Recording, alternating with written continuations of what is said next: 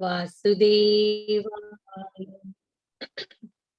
वन्देऽहं श्रीगुरु श्रीयुतपदकमलं श्रीगुरुन् वैष्णवानं च श्रीरूपं साग्रजातं सगणरघुनाथवीतं तं सजीवम् साद्वैतं सावधूतं परिजनसहितं कृष्णचैतन्यदेवं श्रीराधाकृष्णपादां सगणललिता श्रीविशाखान्विता।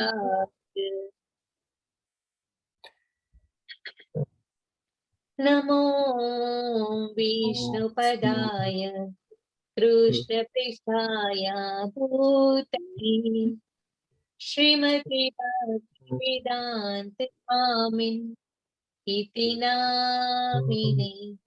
नमस्ते सरस्वती देवी गौरवाणी प्रचारिणी निर्विशेषा शून्यवादी पाश्चात्य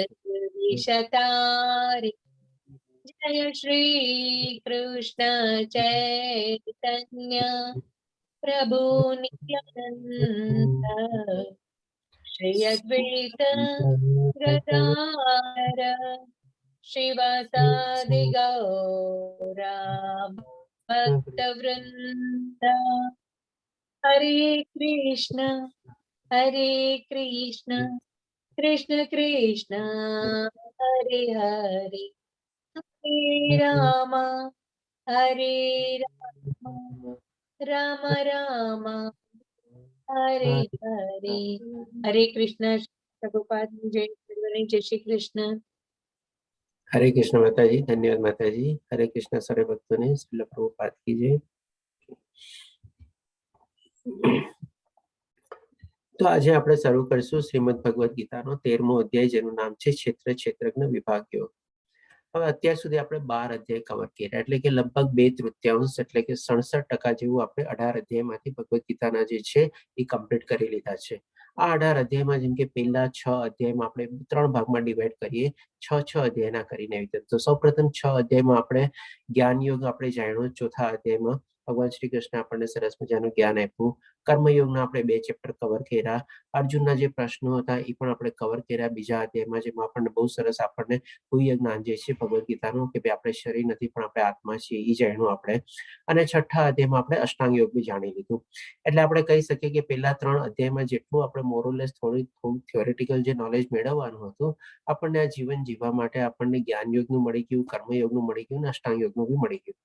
ત્યાર પછી 7માથી લઈને 12મા અધ્યાયમાં જેમાં આપણે જાણી શકીએ કે ભાઈ મેઇનલી આપણે ભક્તિ રિલેટેડ 6 અધ્યાય છે। અને એમાં સાથે સાથે ભગવાન શ્રી કૃષ્ણના આપણે ઐશ્વર્યને પણ આપણે જાણીએ છીએ, કેવા લોકો ભગવાનની શરણાગતિ લે છે, કેવા લોકો નથી લેતા, અંત સમયે આપણે કેવી રીતે ભગવાનને યાદ કરીને એમની પ્રાપ્તિ કરી શકીએ છીએ। 9મા અધ્યાયમાં ભગવાન શ્રી કૃષ્ણ પોતાના વારામાં સરસ મજાનું આપણને ગુહ્ય જ્ઞાન આપે છે। 10મા અધ્યાયમાં વિભૂતિ વર્ણનમાં ભગવાન શ્રી કૃષ્ણ પોતાનું ઐશ્વર્ય બધું આપણને બતાવે છે। અને 11મા અધ્યાયમાં ભગવાન શ્રી કૃષ્ણ વિશ્વરૂપ દર્શન બી કરાવે છે। અને 12મો અધ્યાય જે બહુ મહત્વપૂર્ણ હતો તે આપણા માટે ભક્તિ યોગમાં આપણને ભગવાન શ્રી કૃષ્ણ અલગ અલગ સ્ટેપ વાઇઝ સમજાવે છે કે કેવી રીતે મારી ભક્તિ કરેલો જે કરે છે મનુષ્ય અને કેવી રીતે ગતિ સરસ રીતે પ્રાપ્ત કરી શકે છે। એમાં ભગવાન શ્રી કૃષ્ણ સરસ રીતે બતાવે છે કે આમ થાય તો આમ કરવું, આમ ન થાય તો આમ કરવું, આમ ન થાય તો એમ કરવું, એમ કરીને અલગ અલગ એકદમ ટોપ થી લઈને બોટમ સુધી 6 સ્ટેપ આપણા માટે વર્ણવે છે। એટલે આપણા માટે એકદમ સરસ મજાનું માર્ગદર્શન અથવા થઈ જાય છે કે આપણે ભગવાનની શ્રી કૃષ્ણની કેવી રીતે ભક્તિ કરવી અને કેવી રીતે આપણે પ્રવૃત્ત થવું। તો આ રીતે આપણે 7 થી 12 અધ્યાય કહી શકીએ કે મેઇનલી આપણે ભક્તિ યોગના રિલેટેડ હતા। હવે આપણે જે 13 થી 18 અધ્યાય જે છે આપણે છેલ્લા 6 અધ્યાય એ કહી શકીએ કે એકદમ આપણને પ્રેક્ટિકલ જ્ઞાન આપણને આપશે ભગવાન શ્રી કૃષ્ણ આમાં। પહેલા અત્યાર સુધી બધું આપણને સરસ મજાનું થિયોરિટિકલ જ્ઞાન આપણે કહી શકીએ બધું મળી ગયું આપણને, જેમ આપણે સાયન્સ લીધું હોય તો જેમ થિયોરિટિકલ ક્લાસ હોય પછી આપણને લેબોરેટરીમાં લઈ જાય અને પ્રેક્ટિકલ જ્ઞાન આપણને મળે। તો એવી જ રીતે આ 13 થી 18 અધ્યાયમાં છે ને આપણને આપણી લાઈફના એકદમ રિલેટેડ પ્રેક્ટિકલ જ્ઞાન બધું ચીજ આપણને મળશે। સૌપ્રથમ આપણે આજે 13મા અધ્યાય છે જેમાં ક્ષેત્રજ્ઞ વિભાગ યોગ છે, એમાં આપણે આખા આપણા શરીર વિશે જાણશું। ભગવાન શ્રી કૃષ્ણ આપણને સરસ મજાનું જ્ઞાન આપશે કે શરીર શું છે, શરીરનો જ્ઞાતા કોણ છે, શરીરનો પરમ જ્ઞાતા કોણ છે, એ જ્ઞાતાના જ્ઞેયનો આપણો વિષય શું છે, એ બધું બી ભગવાન શ્રી કૃષ્ણ આપણને જણાવશે. ઇવન જ્ઞાન શું છે એ પણ ભગવાન શ્રી કૃષ્ણ આપણને આ અધ્યાયમાં આપણને સરસ રીતે સમજાવશે. પછી 14મો અધ્યાય ભગવાન શ્રી કૃષ્ણ આપણને ભૌતિક પ્રકૃતિ જે ત્રિગુણી માયા જે છે એને કેવી રીતે આપણે ઓળંગવી એ પણ આપણને બતાવશે. કારણ કે જે મનને કંટ્રોલમાં કરવું બહુ ડિફિકલ્ટ છે એવી રીતે ત્રિગુણી માયાને બી ઓળંગવી બહુ ડિફિકલ્ટ છે, એ રીતે ભગવાન કહે છે અને એનો ઉપાય બી આપણને બતાવે છે. તો એ બધી ચીજ આપણા માટે એકદમ પ્રેક્ટિકલ ચીજ છે અને બહુ સમજવી બહુ જરૂરી છે.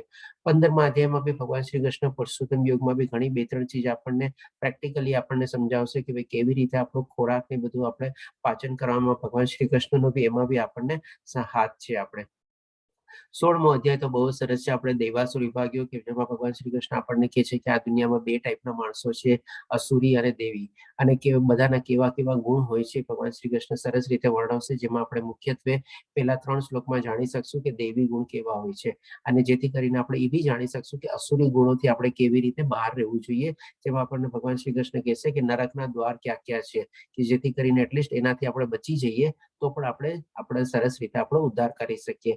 અને 17મો અધ્યાય તો એટલો સરસ છે કે જેમાં શ્રદ્ધાત્રય વિભાગ યોગ છે. ભગવાન શ્રી કૃષ્ણ આપણને કહેશે કે કેવી રીતે આપણે ભગવાન પ્રત્યે આપણી શ્રદ્ધા કેળવી શકીએ અને કેવી રીતે આપણે શ્રદ્ધાયુક્ત થઈ શકીએ. કારણ કે જ્યાં સુધી શ્રદ્ધાયુક્ત ન થઈએ ત્યાં સુધી આપણે એવો ભક્તિભાવ બી આપણે ભગવાન શ્રી કૃષ્ણ પ્રત્યે કેળવી ન શકીએ. તો એ પણ સરસ રીતે ભગવાન શ્રી કૃષ્ણ 17મા અધ્યાયમાં આપણને એ સમજાવશે. એ પણ આપણે કહી શકીએ કે બધું એકદમ પ્રેક્ટિકલ ચીજ છે બધી આપણે, કારણ કે આ બધી ચીજ લાઈફમાં આપણે કેળવી લઈએ તો આપણને સરસ રીતે આપણો માર્ગ આપણો મોકળો થઈ શકે. અને 18મા અધ્યાયમાં ભગવાન શ્રી કૃષ્ણ ઘણી બધી આપણને ઇમ્પોર્ટન્ટ ચીજ કહેશે. સાથે સાથે અત્યાર સુધી બીજાથી લઈને 17મા અધ્યાય સુધીમાં જે બધું કીધું છે એ પણ સંક્ષિપ્તમાં થોડું ટચ એન્ડ ગો બી કરશે. એટલે કે સારાંશ રૂપે બી ભગવાન શ્રી કૃષ્ણ આપણને કહેશે, જેનું નામ છે આપણે કર્મ સંન્યાસ યોગ. તો આ રીતે આપણે છેલ્લા 6 અધ્યાય જે છે એ એકદમ પ્રેક્ટિકલ ચીજ આપણે જાણી શકશું એમાં. અને આપ સર્વેને વિનંતી છે કે આપ સર્વે આ બધા 6 અધ્યાયમાં બી જોડાયેલા રહેજો, કારણ કે એ પણ બહુ અગત્યના અધ્યાય છે જેમાં આપણને આખું પ્રેક્ટિકલ જ્ઞાન આપણને મળશે.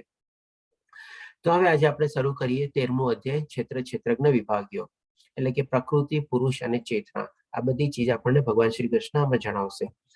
હવે આ અધ્યાય જે છે એમાં અર્જુનના કોઈ પ્રશ્ન દ્વારા નથી શરૂ થતો, પણ પ્રશ્ન એની પણ અર્જુન વિનંતી કરે છે અથવા તો દરખાસ્ત મૂકે છે ભગવાનની સામે કે મને આવી જાણવાની ઈચ્છા છે, તો કૃપા કરીને આપ મને જણાવો. એવી રીતે તો પહેલા શ્લોકમાં અર્જુન કહે છે, પોતાની જે ઈચ્છા વ્યક્ત કરે છે એ કહે છે, હે કૃષ્ણ, હું પ્રકૃતિ તથા પુરુષ, ક્ષેત્ર તથા ક્ષેત્રનો જ્ઞાતા તેમજ જ્ઞાન તથા જ્ઞેય વિશે જાણવા ઈચ્છું છું. એટલે કે આ એક શ્લોકમાં અર્જુન 6 ચીજ પૂછે છે. શું 6 ચીજ? તો કે પ્રકૃતિ અને પુરુષ.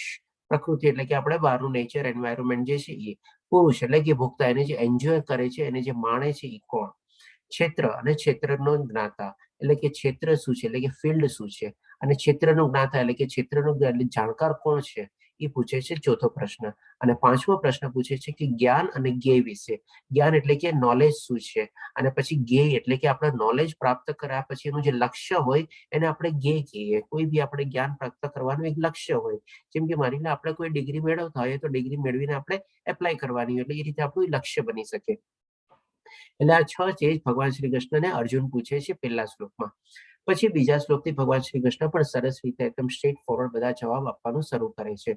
તો બીજા શ્લોકમાં ભગવાન શ્રી કૃષ્ણ કહે છે, પૂર્ણ પુરુષોત્તમ પરમેશ્વર બોલ્યા, હે કુંતી પુત્ર, આ શરીર ક્ષેત્ર કહેવાય છે. હવે ભગવાન શ્રી કૃષ્ણ છે ને આ 6 પ્રશ્નોનો જવાબ આપે છે આ અધ્યાયમાં, પણ 6 પ્રશ્ન છે ને સિરિયલી નથી આવતા, ઉપર નીચે આવે છે. સૌ પ્રથમ ભગવાન શ્રી કૃષ્ણ આપણને અહીંયાથી શરૂ કરે છે, ક્ષેત્ર અને ક્ષેત્રજ્ઞ સમજાવે છે. ત્યાર પછી જ્ઞાન અને જ્ઞેય વિશે સમજાવે છે, અને એને ભગવાન શ્રી કૃષ્ણ સમરાઇઝ કરીને એક શ્લોકમાં કહે છે. અને પછીથી ભગવાન ટચ કરે છે આપણે પ્રકૃતિ અને ભોગતા ઉપર, અને એ બધું સમજાવ્યા પછી ભગવાન શ્રી કૃષ્ણ કહે છે જે આ બધું જે જાણી લે છે એને શું પ્રાપ્ત થાય છે એ છે. અને પછી અંતના જે છેલ્લા શ્લોકો છે, આપણે થોડા ઘણા લગભગ 26 કે 27 શ્લોકથી 35મા શ્લોક સુધી, જે આ બધી ચીજ સમજવામાં થોડી ઘણી જે આપણને કઠણાઈ થાય, ડિફિકલ્ટી થાય, અથવા તો આપણા જે મિસકન્સેપ્શન હોય, કન્ફ્યુઝન હોય, એ બધી ચીજ ભગવાન શ્રી કૃષ્ણ વ્યક્તિગત રીતે બધી અલગ અલગ રીતે બી ક્લિયર કરે છે.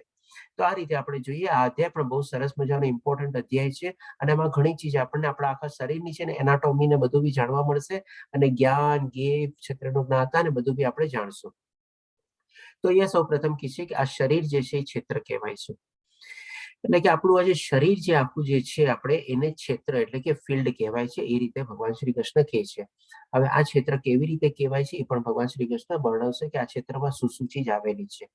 અને આ ક્ષેત્રને જાણનારો જે છે તેને ક્ષેત્રજ્ઞ કહેવાય છે. એટલે કે ડેફિનેટલી કોઈ માની લો એક ફિલ્ડ હોય, જેમ કે એગ્રીકલ્ચરલ ફિલ્ડ હોય, એને એનો જે ખેડૂત છે અથવા તો એનો જે જમીનનો માલિક છે એને સરસ રીતે જાણતો હોય, એ રીતે ભગવાન કહે છે કે આ ક્ષેત્રને જે જાણે છે એને ક્ષેત્રજ્ઞ તરીકે કહેવાય છે. પરંતુ હવે ભગવાન શ્રી કૃષ્ણ હજી એક ચીજ આમાં ઉમેરે છે સાથે. એ આપણને ત્રીજા શ્લોકમાં કહે છે, હે ભારત, એ જાણવું જોઈએ કે હું પણ સર્વ શરીરનો જ્ઞાતા છું. એટલે કે માની લો આપણા શરીરને આપણે જાણતા હોઈએ એટલે આપણે ક્ષેત્રજ્ઞ તો થયા, બરાબર છે, પણ આપણને બધાને કોણ જાણે છે? તો કે પરમેશ્વર જાણે છે. અને એ પરમેશ્વર ખાલી મનુષ્યના અને મનુષ્યના શરીરને નહીં, પણ જેટલા જીવો છે અને જેટલા જીવોના જ્ઞાતા છે એ બધાને પણ એ રીતે જાણે છે. એમ કે છે કે શું કે છે કે એ જાણવું જોઈએ કે હું પણ સર્વ શરીરોનો જ્ઞાતા છું. અને આ શરીર તથા તેના જ્ઞાતા એટલે કે શરીર અને એનો જાણકાર ને જાણી લેવાને જ જ્ઞાન કહેવામાં આવે છે. એટલે અહીંયા ખાલી શોર્ટમાં ખાલી કહે છે ભગવાન શ્રી કૃષ્ણ કે જ્ઞાન કોને કહેવામાં આવે છે, એ મારું મંતવ્ય છે. એમ કરીને ભગવાન શ્રી કૃષ્ણ અહીંયા 3 ચીજ એના પ્રશ્નોને આવરી લે છે, પ્રશ્નોની પણ જે જાણવાની ઈચ્છા હતી. હવે ભગવાન શ્રી કૃષ્ણ એક એક ચીજને છે ને વર્ણવશે, સરસ રીતે આપણે ડિસ્ક્રાઇબ કરશે અને સરસ રીતે આપણને જાણી શકશું. એટલે કે અહીંયા આપણે શોર્ટમાં જોઈ લઈએ કે અહીંયા સુધી ભગવાન શ્રી કૃષ્ણ આપણને શું સમજાવ્યું, એ એક આપણે પિક્ચર રૂપે અહીંયા સમજી લઈએ. માની લો એક આપણે આ એગ્રીકલ્ચરલ ફિલ્ડ છે અથવા એક ખેતર છે. હવે એ ખેતરને કોણ જાણે સરસ રીતે? અથવા તો માની લો આપણું આ જે શરીર છે એ ખેતર છે. એવી રીતે આપણે ખેતરને કોણ જાણે? તો જેમ કે અહીંયા આપણી સામે એક નાનો માણસનો ફરીથી ફોટો આવ્યો કે ભાઈ એનો ખેડૂત હોય અથવા એનો જે માલિક હોય એ શરીરને જાણે. એટલે કે આપણે આપણા શરીરને જાણીએ છીએ. આપણું શરીર જે છે ક્ષેત્ર છે અને શરીરને જાણકાર આપણે પોતે છીએ. એવી રીતે હવે ભગવાન શ્રી કૃષ્ણ હજી શું કહે છે, પછી કંઈ આપણી સામે રાઈટ હેન્ડ કોર્નરમાં ત્રીજો ફોટો આવશે જેમાં ગોળ સર્કલ છે, એમાં ભગવાન શ્રી કૃષ્ણ આપની સમક્ષ આવશે.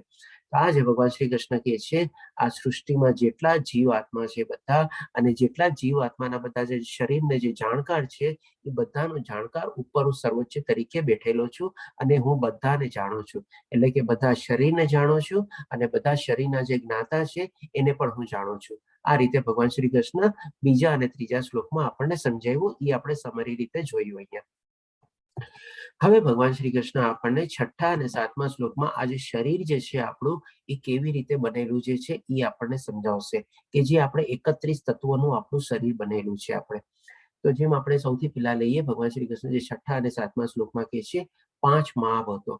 5 મહાભૂતો આપણે જાણી ગયા છીએ કે ભાઈ આકાશ, વાયુ, અગ્નિ, જળ અને પૃથ્વી, આ 5 મહાભૂતો કહેવાય. એટલે કે આપ કાઉન્ટ બી કરી શકો છો. અહીંયા ટોટલ આપણને 31 ચીજ આવશે. આપણે 31 ચીજ દ્વારા આપણું આખું શરીર બનેલું છે.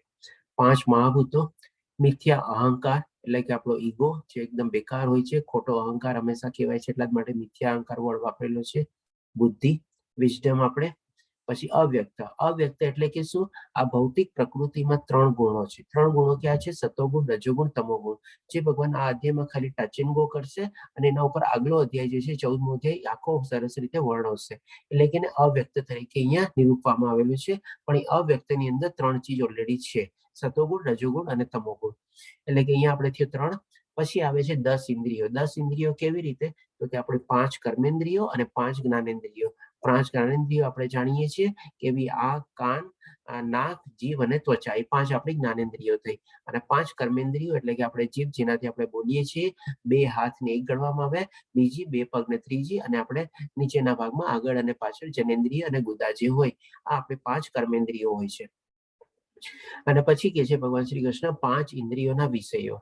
હવે જે આપણી જ્ઞાનેન્દ્રિય છે, જ્ઞાનેન્દ્રિયના બધાના એક એક સબ્જેક્ટ હોય છે જેને કહેવાય છે આપણે ઇન્દ્રિય વિષયો. જેમ કે આંખને શું હોય? તો કે એને જોવું હોય. કાનને શું હોય? સાંભળવું હોય. નાકને સૂંઘવાનું હોય. જીભને સાચ ચોકવાનું હોય અને બોલવાનું હોય, બંને હોય. અને ત્વચા શું? આપણે ગરમ અથવા ઠંડુને મહેસૂસ કરી શકીએ. એટલે આપણે થઈ ગયા 5 આપણા જ્ઞાનેન્દ્રિયના વિષયો. એવી રીતે હવે ભગવાન શ્રી કૃષ્ણ કહે છે 7 ચીજ વર્ણવે છે જેને ભગવાન શ્રી કૃષ્ણ વિકાર તરીકે વર્ણવે છે. એ કઈ 7 ચીજ? તો કે ઈચ્છા, આપણે જે બધી કામ થાય છે, એટલે કે એ ડિઝાયર થાય છે, આમ કરી લો, ઓલું કરી લો, એ બધી ટાઈપની. દ્વેષ, આપણા મનમાં દ્વેષ ઉત્પન્ન થાય છે. આપણને પછી માની લો કોઈ ચીજ મળી જાય તો આપણને સુખ થાય છે, નથી મળતી તો આપણને દુઃખ થાય છે. પછી સંઘાત એટલે કે બધી અલગ અલગ વસ્તુઓના ભૌતિક પ્રકૃતિના સંઘાતમાં આવીએ છીએ, મનુષ્યના સંઘાતમાં આવીએ છીએ, ચીજ વસ્તુના સંઘાતમાં આવીએ છીએ, જગ્યાના સંઘાતમાં આવીએ છીએ, એટલે કે આપણો કોન્ટેક્ટ અથવા તો એસોસિએશન. ચેતના એટલે કે આપણે જેને બધું આપણે ફીલ કરી શકીએ છીએ, આપણે એ ટાઈપનું સેન્સેશન ટાઈપનું. અને ધૈર્ય એટલે કે પેશન્સ. હવે આ સાતે સાત ચીજને છે ને ભગવાન શ્રી કૃષ્ણ શું કે છે, આ સર્વને સંક્ષેપમાં કાર્યના ક્ષેત્રો એટલે આ બધાના કારણે આપણે અલગ અલગ કાર્યોને બધા કરતા હોઈએ છીએ અને તેમની આંતરક્રિયાઓને વિકાર કહેવામાં આવે છે. એટલે કે જેવી આ બધું આપણે કમ્બાઇન્ડ થાય છે એ જાતના આપણા શરીરમાં આ બધો વિકાર જન્મે છે.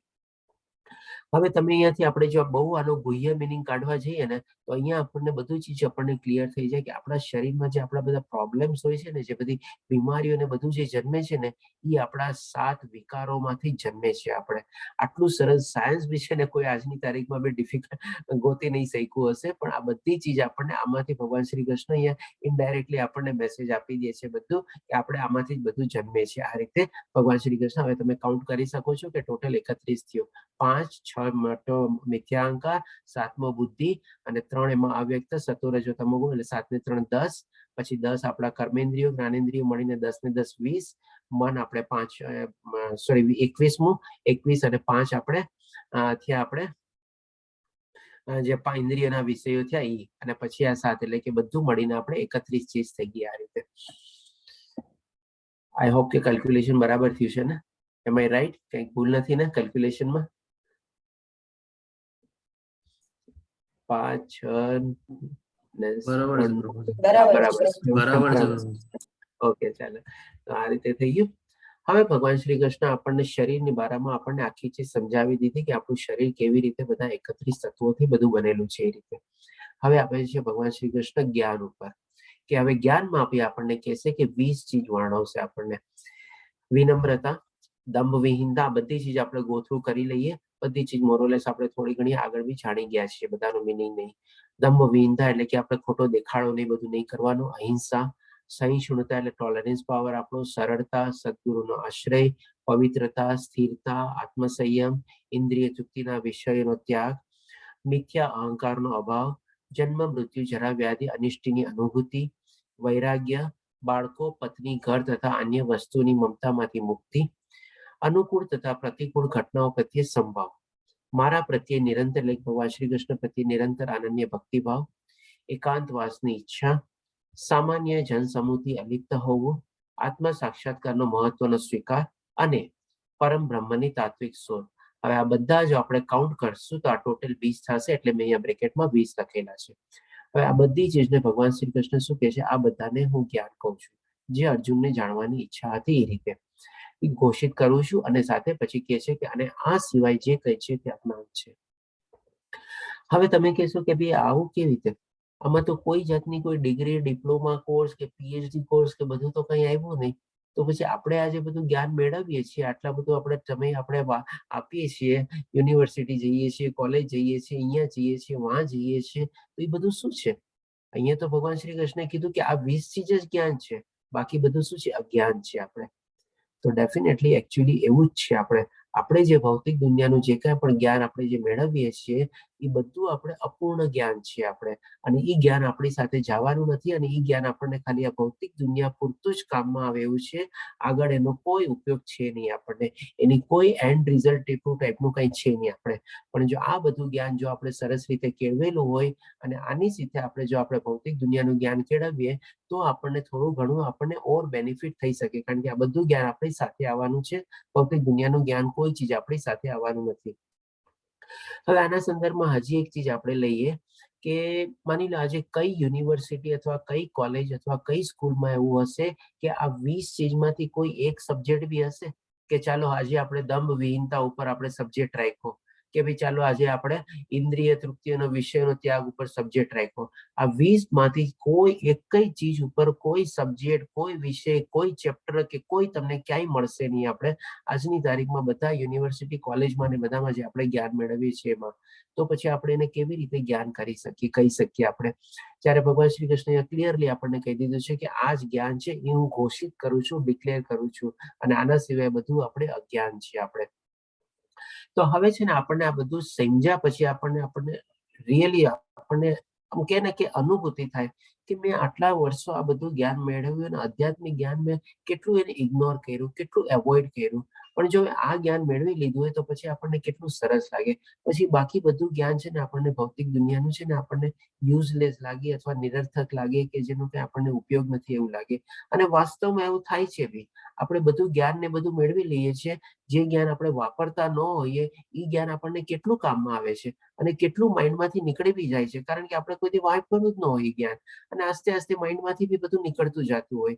અને ઘણી વાર પછી લાઈફમાં છે ને એવો સમય આવે છે કે ભાઈ આ બધું જ્ઞાન પછી જ્યારે આધ્યાત્મિક માર્ગ મેળવી લઈએ પછી આપણને લાગે આ બધું જ્ઞાન ઠીક છે, બેકાર છે, આ બધી ડિગ્રીઓ ને બધું બેકાર છે. ઘણી વાર એ લોકો બધા આપણે પ્રોફેશનલ મેમ્બરશિપ ને બધું હોય રિન્યુ કરાવવાનું છોડી દે છે, કારણ કે બધું જ્ઞાન ના આવે ને કંઈ કામનું જ નથી. બધું ઓબ્સોલેટ થઈ ગયું, યુઝલેસ થઈ ગયું, આઉટડેટેડ થઈ ગયું, નિરર્થક થઈ ગયું, કોઈ કામનું બી એને કંઈ છે જ નહીં આપણે.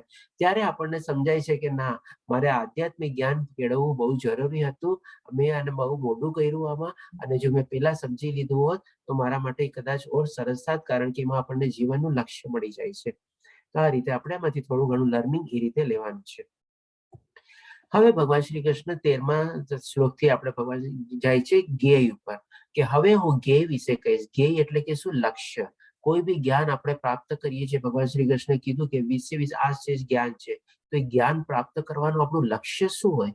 આપણે શું કામ એ જ્ઞાન પ્રાપ્ત કરીએ છીએ? તો એના માટે આપણને સમજાવશે કે ભાઈ જ્ઞેય શું છે, એટલે કે જ્ઞાન પ્રાપ્ત કરવાનું લક્ષ્ય શું છે આપણું હોવું જોઈએ. હવે હું જ્ઞેય વિશે કહીશ કે જે જાણીને તું બ્રહ્મનું નિત્ય આસ્વાદન કરી શકીશ. આ બ્રહ્મ અથવા આત્મા અનાદિ છે તથા મારે આધીન છે. તે આ ભૌતિક જગતના કાર્યકરણથી પર છે. એટલે કે ભગવાન શ્રી કૃષ્ણ પણ એની પહેલા વિશેષતા જણાવે છે કે આ જ્ઞેય શું છે. તો કે જ્ઞેય શું છે? તો કે ભાઈ બ્રહ્મ આત્મા અનાદિ છે, એટલે કે અનાદિકાળથી ચાલ્યું આવે છે અને મારા આધીન છે. એટલે કે એને આધીન છે. કોને? પરમાત્માને આધીન છે. જે ઈ જ્ઞેય છે, જે પરમાત્મા હવે બતાવવા જઈ રહ્યા છે ઓલરેડી. અને સાથે સાથે એ બી કે છે કે આ ભૌતિક જગતના કાર્યકરણથી પર છે, એટલે કે આના ભૌતિક જગતની સાથે કાંઈ લેવા દેવા નથી. એ રીતે ભગવાન શ્રી કૃષ્ણ આ લક્ષ્યને આપણને સમજાવે છે. એટલે કે ડેફિનેટલી આપણું લક્ષ્ય જે છે એ આપણી ભૌતિક જગતનું કોઈ લક્ષ્ય છે જ નહીં કે આપણે આ ડિગ્રી મેળવવી, ઓલી ડિગ્રી મેળવવું, આ પ્રોપર્ટી બનાવવી, ઓલી પ્રોપર્ટી બનાવવી, મારે અહીંયા જવું, વાં જવું, મારે આવી રીતે ઓલાને મળવું. આ બધું આપણે શું છે આપણા જીવનના લક્ષ્ય બનાવીએ છીએ અને એને બધામાં એમાં જ આપણે પ્રવૃત્ત થઈએ છીએ. તો એ રીતે તો ભગવાન શ્રી કૃષ્ણએ ચોખ્ખે ચોખ્ખું ક્લિયર કરી દીધું કે ભૌતિક જગતના કાર્યકરણથી પર છે, એનાથી એને કઈ લેવા દેવા જ નથી. તો આપણે આ બધા લક્ષ્ય બનાવીને આપણને ફાયદો શું મળવાનો છે? ક્યાં જવાનું છે આપણી સાથે કઈ? અને જે આપણું લક્ષ્ય મેઇન જે છે એનાથી આપણે વંચિત રહી જઈએ છીએ. તો હવે જોઈએ કે આપણે આપણું લક્ષ્ય શું છે જેને આપણે પ્રાપ્તિ કરવાની છે. તો ભગવાન શ્રી કૃષ્ણ પછી 15મા શ્લોકમાં કહે છે પરમાત્મા સર્વ ઇન્દ્રિયોનો આદિ સ્ત્રોત છે. હવે પરમાત્મા વિશે અથવા તો જ્ઞેય વિશે આપણને ભગવાન શ્રી કૃષ્ણ જણાવે છે બધું, કે આપણું જ્ઞેય જે છે આ ચીજ છે, પરમાત્માની પ્રાપ્તિ. કે પરમાત્મા સર્વ ઇન્દ્રિયોનો આદિ સ્ત્રોત છે, છતાં તેઓ ઇન્દ્રિય રહિત છે. હવે આ ચીજ કેવી રીતે થાય? આપ મને પૂછશો કે ભાઈ પોતે જેમ કે ઇન્દ્રિય રહિત છે અને તો પછી બધા ઇન્દ્રિયોના સ્ત્રોત કેવી રીતે હોય? તો હવે આને ચીજને આપણે સમજી લઈએ. પરમાત્મા શું કહે છે કે પરમાત્મા સર્વ ઇન્દ્રિયોનો આદિ સ્ત્રોત છે. એટલે આપણે જે કાંઈ પણ આપણે ઇન્દ્રિયો જે છે બધી આપણી કર્મેન્દ્રિયો કેમ કે જ્ઞાનેન્દ્રિયો બધાનો સ્ત્રોત આપણે ભગવાન શ્રી કૃષ્ણ છે એ રીતે સમજાવે છે. છતાં તેઓ ઇન્દ્રિય રહિત છે. એટલે કે ઇન્દ્રિય રહિત એટલે કે ઇન્દ્રિય વગરના. તો એ કેવી રીતે થાય? એક કોમન સેન્સ છે કે ભાઈ જે ચીજ એની પાસે ન હોય તો એ બીજાને આપી કેવી રીતે શકે? એ બીજા એનો સ્ત્રોત કેવી રીતે બની શકે? આજે મારી પાસે કોઈ ચીજ હોય તો હું તમને આપી શકું ને, જો મારી પાસે ન હોય તો કેવી રીતે આપી શકું? એટલે અહીંયા એનો મિનિંગ એવી રીતે નથી લેવાનો કે ભગવાન ઇન્દ્રિય વગરના છે, પણ અહીંયા છે ને એનો મિનિંગ એ રીતે છે કે ભગવાન ઇન્દ્રિયની પરે છે અને એ બે રીતે પરે છે. સૌ પ્રથમ તો શું કે ભાઈ ભગવાન શ્રી કૃષ્ણ જે ઇન્દ્રિયોના જે બધા વિષયો હોય છે એમાં આસક્ત નથી થતા. ત્યારે આપણે લોકો બધા શું છે એ ઇન્દ્રિયોના જે બધા વિષયો છે એમાં આસક્ત થઈ જઈએ છીએ. મને આ ગમે, મને આ સ્મેલ ગમે, આ જોવું ગમે, આ સાંભળવું ગમે, આ બોલવું ન ગમે, ઓલું સાંભળવું ન ગમે, આ જોવું ન ગમે, એવું બધું ગમે ન ગમે એટલે કે એમાં આપણે આસક્ત હોઈએ છીએ. આ પેલી રીતે એ થયું. અને બીજું ચીજ શું છે કે ભગવાન બધા ઇન્દ્રિયથી પરે એવી રીતે છે કે ભગવાન કોઈ પણ ઇન્દ્રિયથી બીજી કોઈ બી ઇન્દ્રિયનું કામ કરી શકે છે, અથવા ભગવાન પોતાના જે દિવ્ય અથવા અલૌકિક શરીર છે કોઈ પણ શરીર રૂપે એ પોતાને એ પ્રમાણે ઇન્દ્રિય રૂપે વાપરી શકે છે.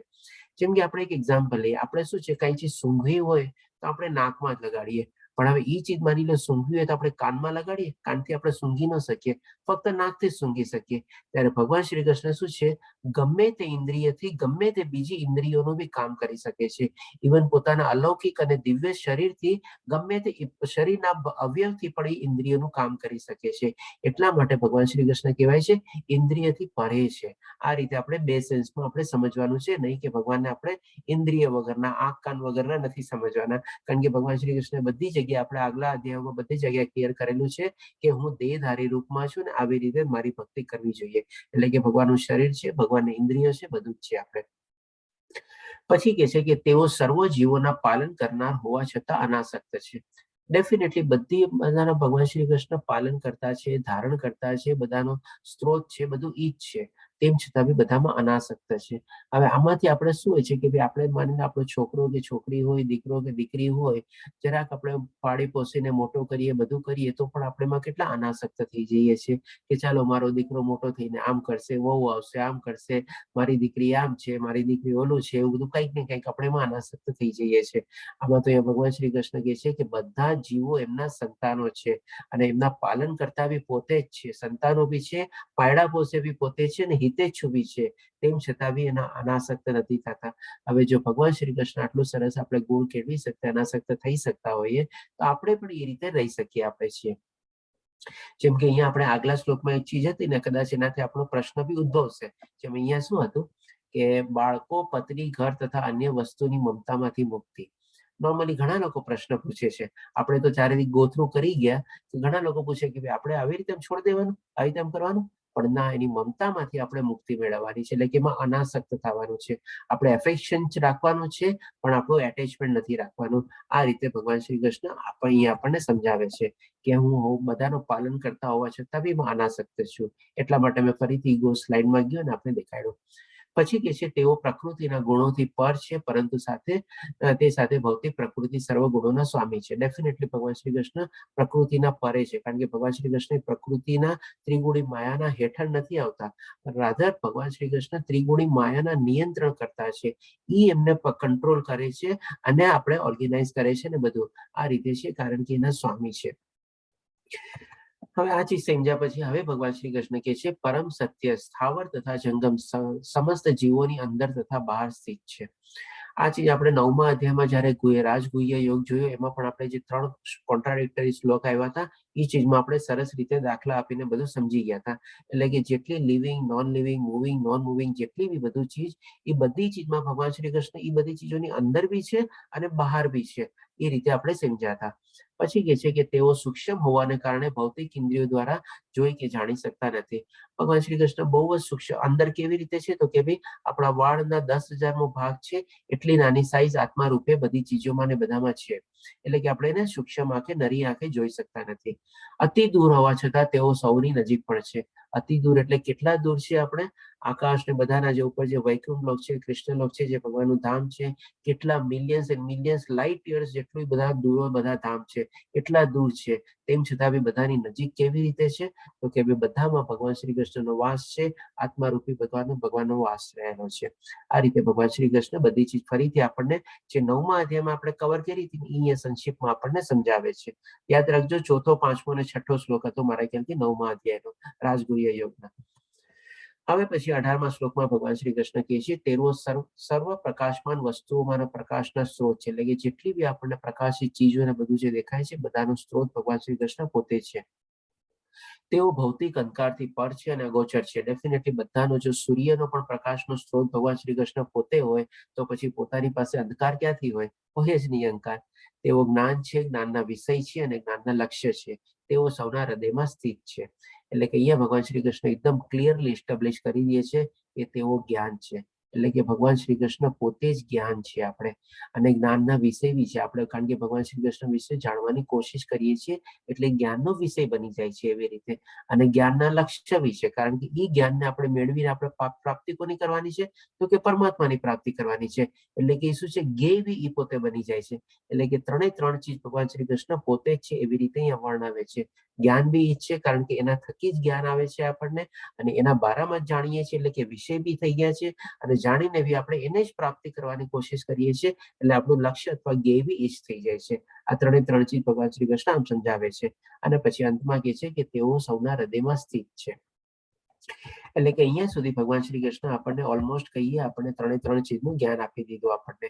એટલે કે અહીંયા સંક્ષિપ્તમાં પછી કહે છે આ પ્રમાણે મેં કાર્યક્ષેત્ર, શરીર, જ્ઞાન તથા જ્ઞેયનું સંક્ષિપ્ત વર્ણન કર્યું. બધી ચીજ અહીંયા ભગવાન શ્રી કૃષ્ણે ત્રણેય ચીજ આપણને શોર્ટમાં બધી આપણને સમજાવી દીધી. અને કેવળ મારા ભક્તો જ પૂર્ણપણે સમજી શકે છે અને એ રીતે મારા ભાવ સ્વરૂપને પામી શકે છે. જેને ભગવાનમાં ભક્તિ કરવાની હોય, શ્રદ્ધા હોય, આસ્થા હોય, એ લોકો જ આ બધી ચીજ સમજી શકે. બાકી જેને નથી એના માટે તો કઈ કામનું જ નથી. આ રીતે પણ ભગવાન શ્રી કૃષ્ણ આપણને સમજાવી દે છે અહીંયા. હવે ભગવાન શ્રી કૃષ્ણ ત્રણ ચીજ ક્લિયર કર્યા પછી હવે ભૌતિક પ્રકૃતિ ઉપર આવશે, જે અર્જુનના 6 ચીજમાંથી ભગવાન શ્રી કૃષ્ણ ત્રણ ચીજ ક્લિયર કરી. આમ જોઈએ તો મારા ખ્યાલથી 4 ચીજ ક્લિયર થઈ ગઈ, કારણ કે ક્ષેત્રજ્ઞ ક્લિયર કર્યું અને જ્ઞાન અને જ્ઞેય ક્લિયર કર્યું, એટલે કે 4 ચીજ ક્લિયર કરી નાખી. હવે 2 ચીજ જે બાકી રહી છે, ભૌતિક પ્રકૃતિ અને આપણે ભૌતિક પ્રકૃતિનો ભોગતા એટલે કે શરીર અથવા પુરુષ, એના ઉપર ભગવાન શ્રી કૃષ્ણ લાઈટ ફેંકશે આપણને, એટલે કે પ્રકાશ પાડશે. તો એ 2 ચીજ બી આપણે સમજી લઈએ. ભૌતિક પ્રકૃતિ તથા જીવોને અનાદિ સમજવા અને તેમના વિકાર તથા ગુણોને પ્રકૃતિજન્ય જાણવા. એટલે કે અહીંયા ભગવાન શ્રી કૃષ્ણ શોર્ટમાં ડેફિનેશન આપે છે. ભૌતિક પ્રકૃતિ અને જીવોને અનાદિ સમજવા, એટલે કે અનાદિકાળથી ચાલી આવે છે પ્રકૃતિ. અને જેમાં આગલા આપણા અધ્યાયમાં બી જોઈએ પ્રકૃતિ કન્ટિન્યુઅસ પરિવર્તનશીલ બી છે, એ પણ ભગવાન શ્રી કૃષ્ણે આપણને સમજાવ્યું હતું. અને જે બધા એના જીવો છે એ પણ બધા અનાદિકાળથી ચાલ્યા આવે છે. અને તેમના વિકાર, જે વિકાર આપણે 7 વિકારો જોયા તથા ગુણો, એમાં ગુણો બી આવી ગયા થોડા ઘણા, એ બધાને ભગવાન શ્રી કૃષ્ણ કહે છે પ્રકૃતિજન્ય જાણવા. ગુણો ક્યાં આવ્યા? તો કે ભાઈ સતોગુણ, રજોગુણ અને તમોગુણ, એ 3 ગુણો આવ્યા. એ બધા ઓલરેડી પ્રકૃતિમાં ઇમ્પ્લાન્ટેડ છે અને ઇન્સ્ટોલ્ડ છે, એવી રીતે. તો આ ચીજ ભગવાન શ્રી કૃષ્ણ અહીંયા સમજાવે છે. હવે અહીંયા છે ને આપણે એક થોડુંક લઈ લઈએ કે સાયન્સ સાથે છે ને આપણે આ શ્લોક છે ને કોન્ટ્રાડિક્ટરી થાય છે. સાયન્સમાં કદાચ આપ લોકોમાંથી કોઈકને ખ્યાલ હશે, ચાર્લ્સ ડાર્વિનની એક ઇવોલ્યુશન થિયોરી હતી, જેમાં એમણે સમજાવેલું હતું કે જેમાં આપણે મનુષ્ય છે પેલા બંદર હતા ને આસ્તે આસ્તે ઇવોલ્વ થઈ થઈને આપણે મનુષ્ય રીતે બન્યા. તો અહીંયા તો ભગવાન શ્રી કૃષ્ણ ક્લિયરલી એસ્ટાબ્લિશ કરે છે કે એવી પ્રકૃતિ અને જીવો અનાદિ સમજવા, એટલે કે અનાદિકાળથી ચાલ્યા આવે છે. એને આ ઇવોલ્યુશન થિયોરી સાથે કઈ લેવા દેવા નથી, એટલે કે ટોટલી થિયોરી અહીંયા ફેલ થાય છે. અને તેમના વિકાર તથા ગણોને પ્રકૃતિ જેને જન્મ, બધું પ્રકૃતિમાંથી બધું જન્મેલું છે, એ રીતે ભગવાન શ્રી કૃષ્ણ અહીંયા વર્ણવે છે. અને આના જ કારણે એ ચાર્લ્સ ડાર્વિનની જે થિયોરી છે એ આજની તારીખમાં બી થિયોરી જ છે. કારણ કે સાયન્સમાં શું હોય છે, સૌથી પહેલા થિયોરી બને, થિયોરી પછી એના ઉપર સંશોધન ને બધું થાય અને થોડું ઘણું સાચું લાગે પછી પ્રિન્સિપલ બને, અને પ્રિન્સિપલ બન્યા પછી હજી ઓર લેબોરેટરીમાં ને બધામાં જાય અને એના ઉપર આપણે ઓર સંશોધન થાય અને પુરાવા એકઠા થાય અને બધું રીતે સંપૂર્ણ રીતે સાબિત થાય, ત્યારે જઈને બને લો બને. એટલે કે અહીંયા આપણે જે ચાર્લ્સ ડાર્વિનની જે થિયોરી છે એ હજી સુધી લો બની નથી, એ થિયોરીના સ્ટેજમાં જ રહી છે, કારણ કે એના ઉપરમાં આપણને સંપૂર્ણ પુરાવા ને બધા હજી સુધી આપણને વિજ્ઞાનને મળ્યા નથી. અને આ જો શ્લોક છે એ શ્લોક તો ટોટલી એના આપણે વિરુદ્ધમાં છે, એટલે કે કોઈ એવી થિયોરી છે જ નહીં, એને ટોટલી આપણે નકારે છે. હવે ભગવાન શ્રી કૃષ્ણ 21મા શ્લોકમાં કહે છે પ્રકૃતિ સર્વ ભૌતિક કારણો તથા કાર્યોને હેતુ કહેવાય છે, અને જીવ પુરુષ આ જગતમાં વિવિધ સુખો તથા દુઃખો ભોગવવાનું કારણ બને છે. એટલે અહીંયા ભગવાન શ્રી કૃષ્ણ પ્રકૃતિની સાથે સાથે આપણને ભોગતા બી સમજાવે છે. જે છેલ્લી ચીજ ભગવાન શ્રી કૃષ્ણ સમજાવવાની છે અર્જુનને એ ચીજ. તો કેવી રીતે સમજાવે છે? પ્રકૃતિ સર્વ ભૌતિક કારણો અને કાર્યનો હેતુ કહેવાય છે. એટલે કે જે કાંઈ પણ ચીજ બધી થાય છે આ દુનિયામાં, આપણે ભૌતિક દુનિયામાં, એ માટે જવાબદાર કોણ છે, એના માટે રિસ્પોન્સિબલ કોણ છે, એનું કારણ કોણ છે? કોણ? તો કે ભાઈ ભૌતિક પ્રકૃતિ જ છે, આપણે નહીં કે આપણે બીજા કોઈ કારણ છે. એ જે ભગવાન શ્રી કૃષ્ણ ઓર અને આગલા શ્લોકમાં બી જેમ મેં કીધું ને થોડા ઘણા મિસકન્સેપ્શન ને બધું જે છે કન્ફ્યુઝન, એ પણ સરસ રીતે આ જ અધ્યાયમાં ક્લિયર કરશે આપણને. અને કાર્યોનો હેતુ, એટલે કે આ કાર્યોનો ઉદ્દેશ શું છે? તો કે પ્રકૃતિ જ છે. એટલે કે પ્રકૃતિ બધા આપણે કાર્યોનો હેતુ બી છે અને એ જ કારણ બી છે. એ રીતે ભગવાન શ્રી કૃષ્ણ આપણને સમજાવે છે અને એ જ જવાબદાર છે આપણે. અને જીવ એટલે કે પુરુષ આ જગતમાંના વિવિધ સુખો તથા દુઃખો ભોગવવાનું કારણ બને છે. એટલે કે જેમ જેમ બધા આપણે ભૌતિક પ્રકૃતિ આપણને નચાવે છે એ પ્રમાણે આપણે નાચીએ છીએ, કર્મોને બધું કરીએ છીએ, અને કર્મો કર્યા પછી એની જે બધી અવસ્થાઓ બધી આપણને જે પરિણામ મળે છે એમાં આપણે સુખ અને દુઃખ બધું આપણે ભોગવીએ છીએ. એટલે આપણું જે શરીર છે એ પ્રમાણે બધું આપણે એના સુખ અને દુઃખોમાંથી બધા આપણે સિચ્યુએશનમાંથી સર્કમસ્ટાન્સીસમાંથી પાસ થાય છે. આ રીતે ભગવાન શ્રી કૃષ્ણ એનો ભોગતા કોણ છે એ પણ આપણને અહીંયા ક્લિયર કરી દીધું કે આ શરીર છે એ આપણું એ રીતે ભોગતા છે ને આપણે બધું એ પ્રમાણે ભોગવીએ છીએ આપણે. હવે ભગવાન શ્રી કૃષ્ણ કહે છે 22મા શ્લોકમાં આ પ્રમાણે, એટલે કે આ પ્રમાણે એટલે શું, આખી ચીજ જે વર્ણવી લીધા પછી, સમજાવ્યા પછી ભગવાન શ્રી કૃષ્ણ કહે છે આ પ્રમાણે જીવ એટલે કે આત્મા પ્રકૃતિના 3 ગુણોને ભોગવતો પ્રકૃતિમય જીવન જીવે છે. એટલે કે શું છે, આપણી અંદર જે આત્માનો વાસ છે એ આ 3 ગુણોથી જે આપણે પ્રકૃતિને બધું જે કર્મ ને બધું એક્ટિવિટી ને બધું જે કરીએ છીએ એની બેઠો બેઠો ભોગવે છે આપણે. આપણું શરીરની અંદર એ પ્રમાણે રહેલો છે એટલા માટે એ બી સાથે સાથે એને ભોગવે છે અને પ્રકૃતિમય જીવન જીવે છે. એટલે કે જેવી જેવી આપણી પ્રકૃતિ હોય, સતોગુણ વાળી પ્રકૃતિ હોય, રજોગુણ વાળી પ્રકૃતિ હોય, તમોગુણ વાળી પ્રકૃતિ હોય, એ પ્રમાણે એ પણ એ સાથે સાથે આપણા શરીરની સાથે એ જીવ પણ એ જીવે છે એવી લાઈફ. એ રીતે આપણને અહીંયા સમજાવે છે. આ તેના ભૌતિક પ્રકૃતિ સાથેના સંગને કારણે થાય છે. તેના એટલે કોના, તો કે એ જીવના. એ જીવ જ્યારે આપણે ભૌતિક પ્રકૃતિના સંસર્ગમાં આવે છે અને એ પ્રમાણે બધી આપણે પ્રવૃત્તિમાં ઇન્વોલ્વ થઈએ છીએ ત્યારે એના પછી આપણને જે સુખ દુઃખ ને બધું આપણને મળે છે એના કારણે બધું જે ભોગતા એ પણ થઈ જાય છે. એ રીતે વિભિન્ન યોનિમાં ઇષ્ટ તથા અનિષ્ટ પ્રાપ્ત કર્યા કરે છે. એટલે કે અલગ અલગ જે 84 લાખ ટાઈપની જે યોનિઓ છે એમાં એ પ્રમાણે ઉપર નીચે જે પ્રમાણે એની કર્મની ગતિ ને બધું હોય, સારા કર્મ કર્યા હોય તો કદાચ ઉછલી યોનિમાં જાય, ન કર્યા હોય તો કદાચ નીચલી યોનિમાં બી પાછું આવે. આ રીતે ભગવાન શ્રી કૃષ્ણ આપણને આ શ્લોકમાં બહુ ગુહ્ય રીતે આપણને ઘણું બધું ચીજ સમજાવી જાય છે. પણ અત્યાર પૂરતું આપણે આટલું સમજીએ, જ્યારે આપણે લેવલ 2 ને બધામાં જશું ત્યારે આનો ઓર હજી ગુહ્ય મિનિંગ ને બધું શું છે એ પણ આપણે એમાં કવર કરવાની કોશિશ કરશું આપણે. એટલે કે અહીંયા સમજાવ્યા પછી હવે 23મા શ્લોકમાં ભગવાન શ્રી કૃષ્ણ કહે છે છતાં આ દેહમાં એક અન્ય દિવ્ય ભોગતા છે. જેમ આપણે જોઈ ગયા ને કે શરીરનો જ્ઞાતા અને જે ઉપરમાં જે પરમ જ્ઞાતા જે છે, જેમ ઓલું પિક્ચર આપણે જોયું એગ્રીકલ્ચર ફિલ્ડ એનો જાણકાર ક્ષેત્રજ્ઞ અને સર્વ બધાનો ક્ષેત્રજ્ઞ કોણ છે એ રીતે. તો એવી જ રીતે ભગવાન શ્રી કૃષ્ણ અહીંયા કહે છે છતાં આ દેહમાં એક અન્ય દિવ્ય ભોગતા છે. એટલે કે એ પણ એ બધું ભોગવે છે કે જે ઈશ્વર છે, સર્વોપરી સ્વામી છે, બધાનો સ્વામી છે, બધાનો આપણે રચય કરતા છે, બધાનું પાલન કરતા છે, બધાનું હિતેચ્છુ ને બધું છે. અને સાક્ષી તથા અનુમતિ આપનાર તરીકે હાજર રહે છે. એટલે કે એ શું છે, ખાલી બેઠા બેઠા સાક્ષી તરીકે બધું જોવે છે, નિહાળે છે અને અનુમતિ આપનાર એટલે કે પછી એડવાન્સ લેવલમાં એનું જે છે એ અનુમતિ આપે છે. એ ક્યારે આપે છે એ પણ આપણે થોડું ઘણું આપણે સમજવાની કોશિશ કરશું જ્યારે આપણે લેવલ 2 માં ને બધામાં જશું ત્યારે. અને તેમને પરમાત્મા કહેવામાં આવે છે. આ રીતે ભગવાન શ્રી કૃષ્ણ પરમાત્મા વિશે આપણે જાણકારી આપે છે આપણને કે જે દિવ્ય ભોગતા છે આપણા શરીરમાં. આપણું શરીર જે છે એ ભોગવે છે, સાથે સાથે એની અંદરમાં જે રહેલો આત્મા જે છે એ પણ એ પ્રકૃતિમય સંસર્ગમાં ને બધામાં આવે છે, જેમ ગયા શ્લોકમાં આપણે જોયું, અને એ પણ સાથે સાથે ભોગવે છે. અને આ બધાની ઉપરમાં જે પરમેશ્વર છે એ પણ આ બધું સાક્ષી અને અનુમતિ આપનાર તરીકે એની સાથે આપણે એટેચ થયેલો છે. એટલે તે 3 ચીજને આપણે અલગ અલગ રીતે જોવાની છે. શરીર અલગ છે, શરીરનો જ્ઞાતા એટલે કે ઈ અલગ છે, અને એનો બધાનો જ્ઞાતા આપણે પરમેશ્વર અથવા પરમાત્મા પણ અલગ છે. આ 3 ચીજ આપણે અલગ અલગ જોવાની છે. અને જે બધી કાર્યને એમાં જે પ્રવૃત્ત થઈએ છીએ એ કેના દ્વારા થઈએ છીએ, કારણરૂપ અથવા હેતુરૂપ કોણ છે, તો કે ભાઈ ત્રિગુણી માયા અથવા તો ભૌતિક પ્રકૃતિ. બધાને મ્યુટ કરી દઉં છું, પ્લીઝ આપ સર્વે બધાને મ્યુટ રાખજો જેથી કરીને બેકગ્રાઉન્ડ અવાજ ઓછો આવે. એટલે કે આ રીતે ભગવાન શ્રી કૃષ્ણ આપણને 6 ચીજ અહીંયા ક્લિયર કરી દીધી. હવે એક આપણે આ સ્લાઇડમાં સમરી રીતે જોઈ લઈએ કે જે અર્જુનના પહેલા શ્લોકમાં અર્જુને પૂછ્યું હતું 6 ચીજ મને કૃપા કરીને સમજાવવાની ઈચ્છા છે તો મને સમજાવો. પ્રકૃતિ આપણે જોયું કે નેચર, એન્વાયરમેન્ટ, ભૌતિક પ્રકૃતિ જે આપણી સામે બધી જે બનેલી છે એ પણ ભગવાન શ્રી કૃષ્ણ દ્વારા બધી બનેલી છે. પુરુષ એટલે કે આનંદ માણનાર, પ્રકૃતિનો આપણે જે આનંદ માણીએ છીએ એ પ્રમાણે પુરુષ કહેવાય કે ભોગતા આવી ગયું એમાં. અને ક્ષેત્ર એટલે કે જેમ ભગવાન શ્રી કૃષ્ણ કીધું આપણું આ શરીર જે છે એ ક્ષેત્ર છે, જે 31 તત્વોનું બનેલું છે એ પ્રમાણે.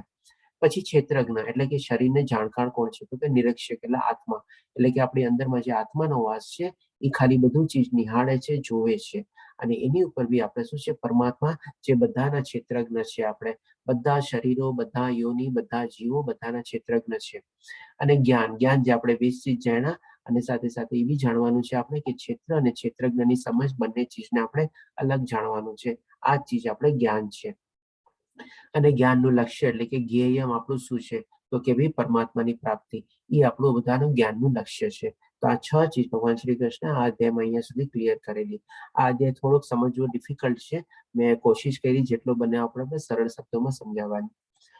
હવે ભગવાન શ્રી કૃષ્ણ આ બધી ચીજ સમજાવ્યા પછી જે માણસ બધી ચીજને સમજી લે, જ્ઞાન આ બધી ચીજને પ્રાપ્ત કરી લે તો એને શું મળશે, એને ફળ સ્વરૂપ શું એની ગતિ થશે એ પણ સમજાવે છે 24મા શ્લોકમાં. એ મનુષ્ય, પ્રકૃતિ, જીવ તથા પ્રકૃતિના ગુણોને એટલે કે 3 ચીજ આપણને સમજાવી ભગવાન શ્રી કૃષ્ણ. ભૌતિક પ્રકૃતિ, જીવ જે આત્મા છે અંદરમાં એ, અને પ્રકૃતિના ગુણો જે 3 ગુણો છે સતોગુણ, રજોગુણ, તમોગુણ. એની આંતરક્રિયા સંબંધી એટલે કે આ 3 ચીજ એકબીજા સાથે કેવી રીતે ગૂંથાયેલી છે, કેવી રીતે વણાયેલી છે, કેવી રીતે એકબીજાની સાથે ઇન્ટરકનેક્ટેડ છે એ પણ આપણને સમજાયું. કારણ કે બધા ભોગતા બી છે પ્રમાણે પરમ ભોગતા બી છે, બધું ચીજ આપણે સમજી ગયા. એટલે કે આંતરક્રિયા સંબંધિત આ તત્વજ્ઞાનને સમજી લે છે. એટલે કે ભગવાન શ્રી કૃષ્ણ આ બધી ચીજને બધાને શું કહે છે તત્વજ્ઞાન. એટલે કે શું છે એક જાતનું આત્મજ્ઞાન છે. તત્વ એટલે કે આત્મ. એટલે આ બધું ચીજ આપણે આત્મજ્ઞાન સાથે જ આપણે સાંકળી શકીએ, એની સાથે આપણે જોઈન કરી શકીએ. અને આ બધું ચીજ તત્વજ્ઞાન એટલે કે આધ્યાત્મિક જ્ઞાન તરીકે બી આપણે આને લઈ શકીએ. એટલે આ ચીજ સમગ્ર રીતે સમજી લે છે તે નિશ્ચિત મુકામ પામે છે. નિશ્ચિત મુકામ શું છે આપણે તો કે પરમાત્માની પ્રાપ્તિ. એ જ આપણું લક્ષ્ય છે. એ પણ આપણને સમજાઈ ગયું. તેથી વર્તમાન સ્થિતિ ભલે ગમે તેવી હોય, ઓકે ચાલો ગમે તે નિમ્ન યોનિમાં જેમાં ભગવાન શ્રી કૃષ્ણ શ્લોકમાં કીધેલું કે સ્ત્રી હોય, શુદ્ર હોય, વૈશ્ય હોય, ગમે તે હોય, જે પ્રમાણેનો સ્વભાવ હોય બધું હોય, ગમે તેવી સ્થિતિ હોય તો એ પુનર્જન્મ થશે નહીં. એટલે કે એની મુક્તિ થઈ જશે, મોક્ષ થઈ જશે. આ રીતે ભગવાન શ્રી કૃષ્ણ આપણને સમજાવે છે. એકદમ સરસ, એકદમ ક્લિયર ભાષામાં કહી દે છે કે ફરીથી પુનર્જન્મ થશે નહીં. એટલે કે એના મોક્ષ હંમેશા થઈ ગયો. હવે ભગવાન શ્રી કૃષ્ણ આપણને બીજી ચીજ સમજાવશે કે હવે આ રીતે ધ્યેય એટલે કે પરમાત્માની પ્રાપ્તિ કેવી રીતે કરે છે. જે આ ચીજ આપણને ભગવાન શ્રી કૃષ્ણ અલગ અલગ અધ્યાયોમાં આપણને સરસ રીતે સમજાવેલી છે. તેમ છતાં બી આ એક જ શ્લોકમાં ભગવાન શ્રી કૃષ્ણ 3 માર્ગને આવરી લેશે અને કહે છે આપણને કે કેટલાક મનુષ્યો પરમાત્માને ધ્યાન દ્વારા પોતાની અંદર જુએ છે, એટલે કે ધ્યાન યોગ આવી ગયો. પછી અન્ય કેટલાક જ્ઞાનોપર્જન દ્વારા એટલે કે જ્ઞાન યોગ આવી ગયો. અને વળી બીજા નિષ્કામ કર્મયોગ એટલે કે કર્મયોગ આવી ગયો. એટલે કે ભગવાનને પ્રાપ્તિ કરવાના 3 રસ્તા છે. ભગવાન શ્રી કૃષ્ણ અહીંયા સમરાઈઝ કરી દીધું એ રીતે કે ભાઈ જ્ઞાન યોગ કોઈ ફોલો કરે છે, કોઈ કર્મયોગ ફોલો કરે છે, અથવા તો કોઈ અષ્ટાંગ યોગ ફોલો કરે છે. અને આ રીતે પરમેશ્વરની પ્રાપ્તિ જેનું લક્ષ્ય છે એ તરફ આગળ વધે છે. હવે પછી ભગવાન શ્રી કૃષ્ણ એ પણ કહે છે કે માની લો જે ઘણા લોકોની પાસે આવું બધું જ્ઞાન મેળવવાનો બધાનો રસ્તો ન હોય તો એ લોકો બી શું કરે છે, વળી એવા લોકો છે કે જેઓ આધ્યાત્મિક જ્ઞાનના જાણકાર હોતા નથી, બરાબર છે, અને થોડું ઓછું ભણેલા બી હોય, કઈ સમજતા ન હોય, એવી રીતે બી આપણે હોય નથી. પણ અન્ય લોકો પાસેથી તે પરમ પુરુષ વિશે, પરમ પુરુષ એટલે કે પરમાત્મા વિશે શ્રવણ કરી એટલે કે સાંભળીને તેની ઉપાસના કરવા લાગે છે, એટલે કે ભક્તિ કરવા લાગે છે. હવે આના સંદર્ભમાં એક આપણે સરસ મજાનો દાખલો બી લઈ લઈએ. આ દેવહૂતિ માતા છે જે આપણે ઓછા શિક્ષિત હતા. આનો બધો આપણે જેમ કહે ને કે ભાઈ સાક્ષાત જ્ઞાન હતું, એટલે કે અક્ષરો બધાનું જ્ઞાન નહોતું. તો આ બધું ચીજ એમના પુત્ર પાસેથી, જે કપિલ મુનિ બહુ સારા જ્ઞાની વ્યક્તિ હતા અને બહુ આપણે પરમાત્મા જેવા આપણે એના રૂપ તરીકે બી ઘણી વાર આપણે એને વર્ણવીએ છીએ.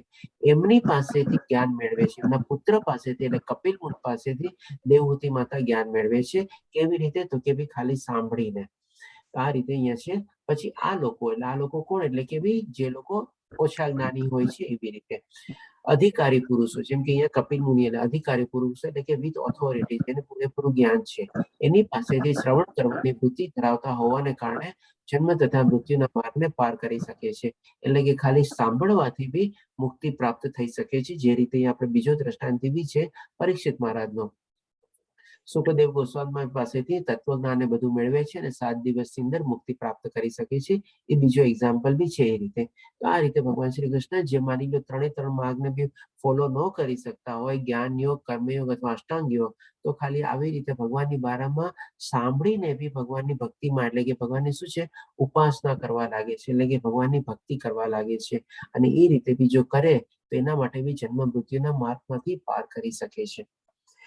હવે આ બધી ચીજ સમજાવ્યા પછી ભગવાન શ્રી કૃષ્ણ મેં કીધું ને હવે થોડા જે આપણે જે અહીંયા 27 શ્લોક થી લઈને જે આપણે 35 શ્લોક સુધી છે આપણે થોડા ઘણા આ બધી ચીજ છ ચીજ સમજવી થોડીક અઘરી હતી, એટલા માટે થોડા ઘણા મિસકન્સેપ્શન ઉભા થાય, થોડું ઘણું એમ્બિગ્યુઅસ આપણને ક્લિયર ન થાય, કે ક્લેરિટી એસ્ટાબ્લિશ ન થાય, કન્ફ્યુઝન થાય, એટલે કે દરેક નાની નાની ચીજ છે ને ભગવાન શ્રી કૃષ્ણ એકદમ સ્પષ્ટીકરણ અહીંયા કરી દે છે.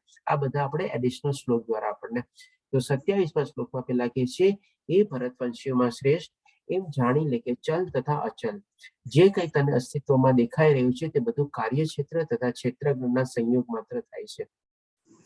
એટલે કે આ ચીજ સમજાવેલી છે ઓલરેડી આપણે આગલા શ્લોકોમાં કે ભાઈ ચલ અથવા સ્થાવર જંગમ બધી ચીજમાં હું છું, અંદર છું, બહાર છું, એ બધી ચીજ સમજાવેલી છે. પણ ઘણી વાર તેમ છતાં બી આપણને શું થાય કે ભાઈ કેવી રીતે આજે જેમ કે માની લો જેમ કે અહીંયા કોઈ સાયન્ટિસ્ટનો ફોટો છે કે ભાઈ મેં તો આ ચીજ આવિષ્કાર કરી, માની લો કોઈ રોકેટ બનાવ્યું, કોઈક એવો સરસ મજાનો આપણે મોબાઈલ બનાવ્યો કે કોઈક એવું આવિષ્કાર કર્યું, તો એ પણ અહીંયા છે ને ભગવાન શ્રી કૃષ્ણ કહે છે કે ભાઈ કોઈ સાયન્ટિસ્ટ ને બધા જે લોકો હોય ને કે ભાઈ જે સાયન્સને સર્વોપરી માનતા હોય અને આધ્યાત્મિક જ્ઞાનને સર્વોપરી ન માનતા હોય, તો એ લોકો આવી ચર્ચા ઘણી વાર કરતા હોય છે કે ભાઈ આમાં ભગવાનનો શું હાથ, મને કહો આમાં ભગવાન ક્યાં આવ્યો?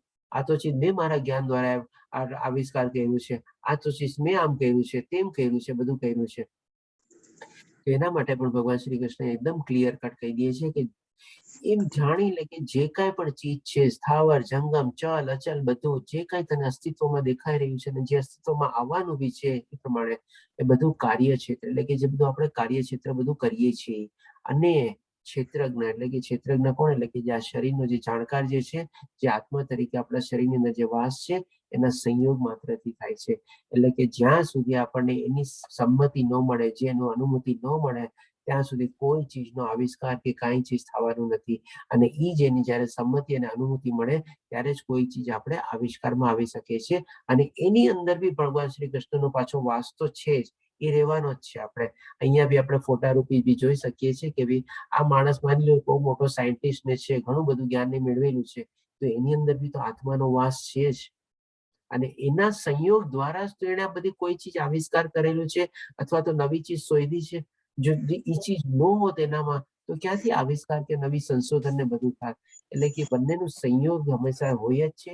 એના વગર આવી ચીજ કોઈ ચીજ બની બી શકે નહીં અથવા આવિષ્કારમાં બી આવી શકે નહીં. આ રીતે ભગવાન શ્રી કૃષ્ણ અહીંયા ક્લિયર કરે છે. એટલે આપણે જે ઘણી વાર આપણને કહે છે આ તો મેં શોધી, મેં ગોઈતી, મારા કારણે આમ થયું, મારા કારણે આમ થયું, બધું ખોટું છે. આપણે એટલે કે મિથ્યા અહંકાર છે આપણે. હવે પછી ચીજ 28મા શ્લોકમાં હજી ઓર થોડી બધી નાની નાની ચીજો ક્લિયર કરે છે. જે મનુષ્ય પરમાત્માને સર્વ શરીરોમાં આત્માની સાથે જ રહેલા જાણે છે અને જે એમ સમજે છે કે આ નશ્વર શરીરમાં રહેલ ન તો આત્મા કે ન પરમાત્મા ક્યારેય નષ્ટ થાય છે, તે જ વાસ્તવમાં સત્યને જુએ છે.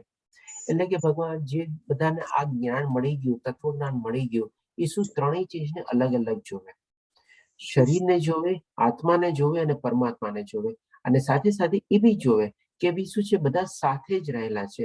એટલે કે અહીંયા શું કહે છે કે સર્વ શરીરોમાં આત્માની સાથે જ રહેલા જાણે છે. એટલે કે આત્મા બી છે અંદર અને સાથે પરમાત્મા બી છે, જે અનુમતિ અને સાક્ષી તરીકે છે. અને જે આ રીતે સમજે છે એ સમજે છે કે હવે નશ્વર શરીરની અંદર જે આત્મા રહેલો છે અને પરમાત્મા રહેલો છે એ ક્યારેય નષ્ટ થતી નથી, પણ શરીર નષ્ટ થાય છે. અને આત્મા અને પરમાત્મા ક્યારેય નષ્ટ થતો નથી, એટલે કે એનાથી દુઃખી બી થતો નથી. અને એ ચીજ વાસ્તવમાં સત્યને જુએ છે. સત્ય એટલે કે આત્માને જુએ છે. આ રીતે ભગવાન શ્રી કૃષ્ણ સમજાવે છે. ફરીથી બધાને મ્યુટ કરી દઉં છું, થોડો આસ્તે આસ્તે બેકગ્રાઉન્ડ અવાજ આવે છે.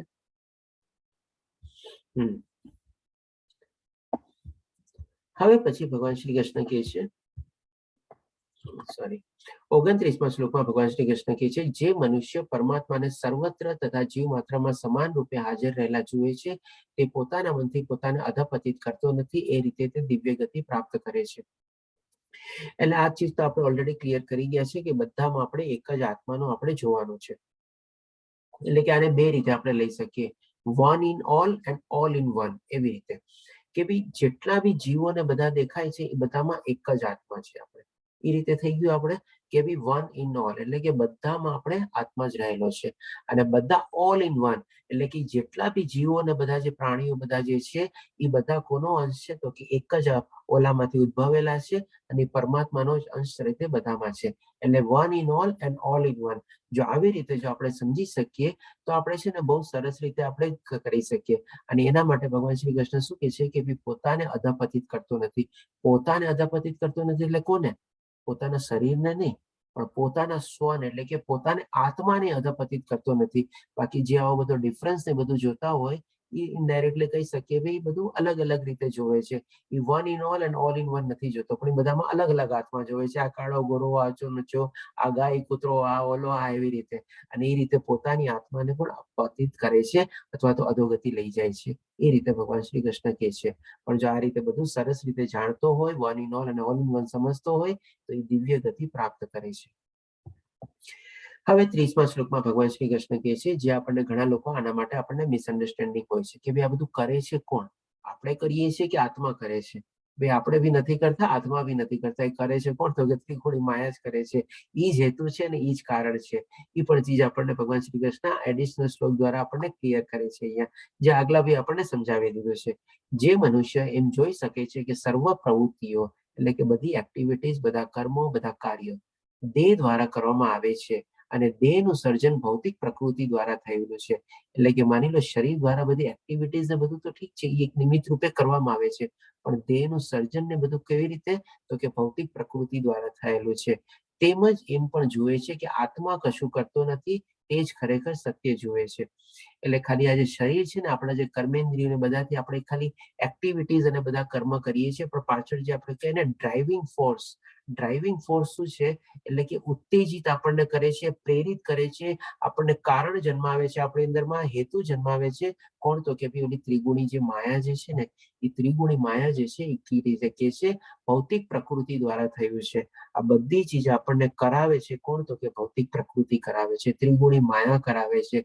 આપણો સતો રજોગુણ તમો ગુણ આપણને કરાવે છે. અને ખાલી આપણી કર્મેન્દ્રિયોમાં ખાલી ઇન્વોલ્વ થાય છે ને કરીએ છીએ. તો એ રીતે ભગવાન શ્રી કૃષ્ણ કહે છે. તેમજ એમ પણ જુએ છે કે આત્મા કશું કરતો નથી. આત્મા તો શું છે? ખાલી નિહાળે છે પાછળ બેઠો બેઠો. જે બધું ચાલતું હોય એ પ્રમાણે છે. જે અહીંયા સરસ મજાનો ફોટો બી જોયો છે. એ આપણે આત્મા અને પરમાત્મા રૂપે પાછળ આપણે ડ્રાઈવરની જેમ આપણે શું છે અહીંયા પાછળ ડ્રાઈવરની બેક સીટમાં જેમ બેઠા હોય ને એ રીતે ખાલી બધું નિહાળે છે, જોવે છે. અને એ રીતે ભગવાન શ્રી કૃષ્ણ આપણને સમજાવે છે. તે જ ખરેખર સત્ય જુએ છે. જો આ બધી ચીજ જાણી જાય આપણે, કારણ કે ઘણા લોકોના મનમાં પ્રશ્ન હોય છે કે મેં થોડી કર્યું છે, ભગવાને કરાવ્યું એમ મેં કર્યું, ભગવાનની ઈચ્છા પ્રમાણે થયું, ભગવાનની મરજી પ્રમાણે થયું.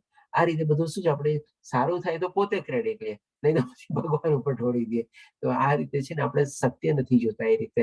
પણ આવી રીતે જયારે સમજીએ કે ભાઈ આત્મા તો કાંઈ કરતું નથી, પરમાત્મા બી કાંઈ કરતું નથી. આત્મા શું છે? ખાલી નિહાળે છે. અને પરમાત્મા શું છે? ખાલી આપણને સાક્ષી અને અનુમતિ આપે છે.